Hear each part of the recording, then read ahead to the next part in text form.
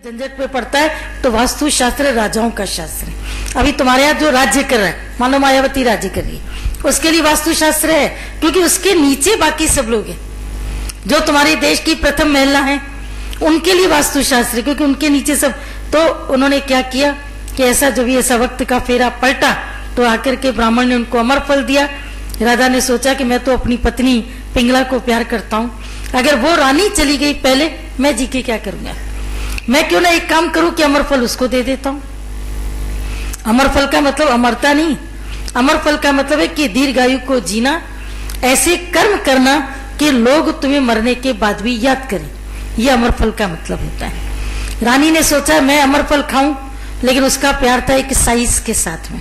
राजा को नहीं पता था, किसी को नहीं पता था, लेकिन घोड़े पालने वाला कहा तो महाराज और कहा दिल जाकर के कहा जाके लगा साइज से।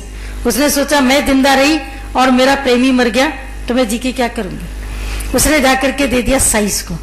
फिर साइस ने भीतर में सोचा मेरी उम्र कितनी, मैं तो वैसे भी घोड़े पालता हूँ, सब तरह की कर्म करता हूँ, मेरी को इतना जी के क्या करना है। अरे जिस जगह पे मैं मंदिर में जाता हूँ ना, वो ब्राह्मण पंडित बहुत अच्छा है, वो जिएगा तो लोगों को ज्ञान तो देगा।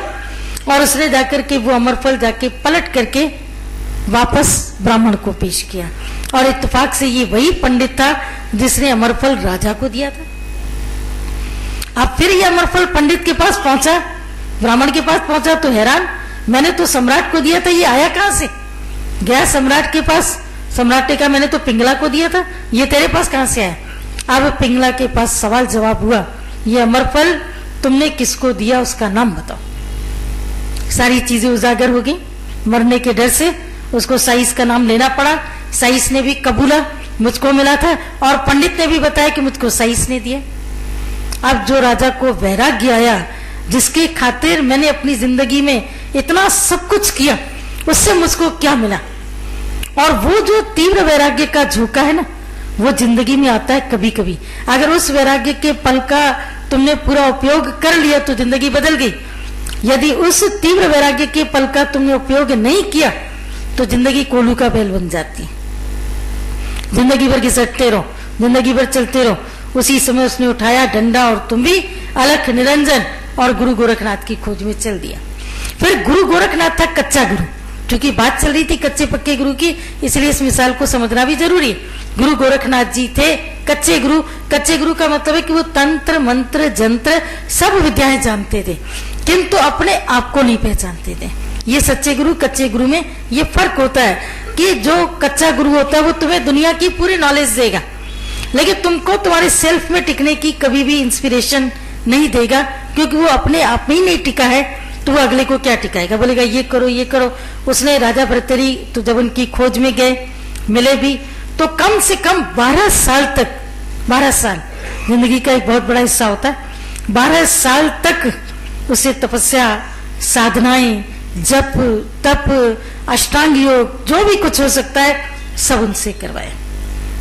राजा भर्तृहरि पानी भरने के लिए गए, गुरु की सेवा में लगे, पानी भरने के लिए घड़ा लेके गए और पानी भर रहे हैं। लेकिन पानी भर रहे हैं और खुद सोच विचार में बैठे। वहीं से गुरु नानक साहब निकले, देखा ये पानी भर रहा है, घड़ा भर गया है, लेकिन इसको मालूम ही नहीं चला ये कौन सी सोच में बैठा है। गुरु नानक साहब को भी पता नहीं क्या सूझी, एक कंकड़ उठाया, घड़े के ऊपर मार दिया। अब घड़े में हो गया छेद, जो पानी भरा था निकल गया। फिर ये क्या करे भर्तृहरि, फिर पानी भरे फिर निकल जा रहा, फिर पानी भरे फिर निकल जा रहे। तो गुरु नानक साहब को उस समय जोर की हंसी आ गई। बोला घड़े में तेरे छेद है, पानी कैसे भरेगा, भरेगा कैसे। ये बात उसको तीर की तरह अंदर में लग गई कि घड़े में मेरे छेद है, पानी कैसे भरेगा। क्योंकि वो उस वक्त में ये सोच रहे थे मैंने पिंगला को छोड़ा, महल को छोड़ा, सुख छोड़े, सब कुछ छोड़ा, साधना की, लेकिन मन की शांति तो मुझको अब भी नहीं मिली। अभी पिंगला याद आती है, उससे दुश्मनी लगती है, उसकी बातें याद आती है, उसके लिए नफरत होती है, उसके लिए अंदर में क्रोध आता है, मैं उसका जाके क्या बिगाड़ के आऊं कि उसकी वजह से मुझको इतना दुखमय जीवन बिताना पड़ा। किंतु गुरु नानक साहब ने इसकी जब सारी बातें सुनी कि तुम विचार क्या कर रहे थे, घड़े में इतना छेद है, पानी भरो फिर निकल रहा है, फिर पानी भरो फिर निकल रहा है, तेरे मन के भीतर में क्या किसी ने छिद्रों को बंद नहीं किया। अब उसके जागने की बारी थी।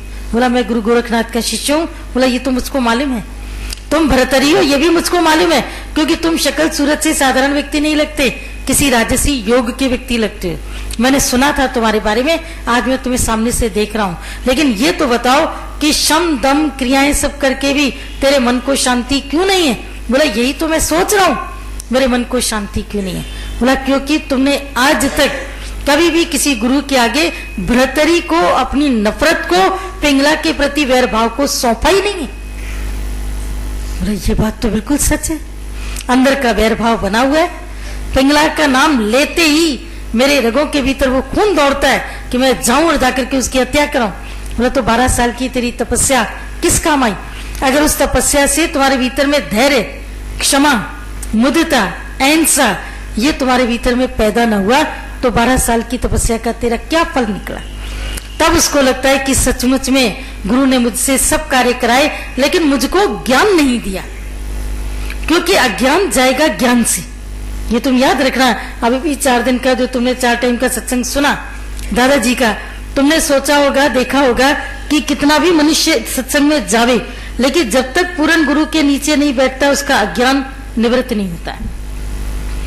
कई नई परतें खुलती चली जाती हैं। ध्यान पूर्वक सुनने से, आकर के सन्मुख बैठने से अंदर की परतें खुद ब खुद खुलती हैं। इसीलिए कहते हैं कि सूर्य की रोशनी के नीचे यदि मनुष्य सोया भी पड़ा रहे तो भी उसका शरीर विटामिन डी को तो अवशोषित करता है।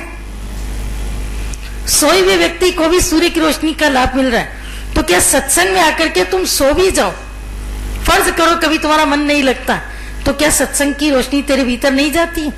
उसका लाभ नहीं मिलता है? उसका पूरा लाभ मिलता है। सूर्य की रोशनी का तेरे शरीर के लिए जितना फल अच्छा है, गुरु के सत्संग का उससे भी कई गुना ज्यादा परिणाम हम सबके जीवन के लिए बहुत अच्छा है। तो गुरु नानक साहब ने अपने को कभी गुरु नहीं कहा, हमेशा उन्होंने बोला कि नानक गरीब, नानक दास। कहीं पर अपने कोई गुरु, तो उनके पीछे वालों ने उनको गुरु गद्दी का, गुरु का नाम दिया। जब अंगद देव को गुरु को गद्दी बनाने की बारी आई अंगद देव को, तब उन्होंने नाम दिया गुरु नानक देव। अंगद को जिस वक्त में गद्दी मिली वहीं से गुरु नानक देव का नाम पड़ा। लेकिन कैसे गुरु नानक देव ने एक एक बात को खोल खोल करके लिखा है कि संसार के भीतर में क्या है, कितने परिवर्तन होते हैं, जगत क्या है, पूरे जगत के लिए कैसे लिखा कि कूड़ राजा, कूड़ प्रजा, कूड़ सब संसार, कूड़ मियाँ, कूड़ बीवी, कूड़ खपे ख्वार, कूड़ मंडप, कूड़ माड़ी, सबको उन्होंने बोला कूड़। कूड़ माने झूठ। आज शादी होती है, कल तलाक होती है। आज शहनाई, कल मातम।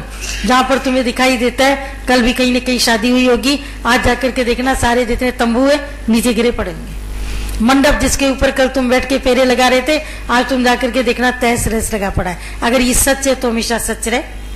कुछ भी सच नहीं होता जिंदगी के भीतर में, सब मिथ्या है, क्योंकि सब परिवर्तनशील है।